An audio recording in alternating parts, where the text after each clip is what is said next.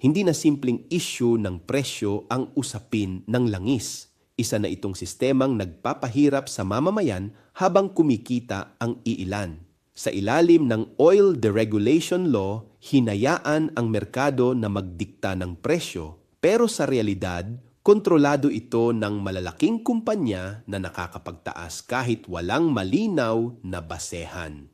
Kaya tama ang panawagan ng Gabriela Women's Party.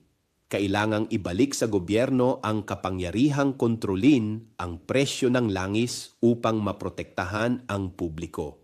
Hindi sapat ang pansamantalang subsidiya. Ang kailangan ay konkretong aksyon laban sa price manipulation, hoarding at profiteering na pinapasan ng mga tsuper, manggagawa at ordinaryong mamamayan.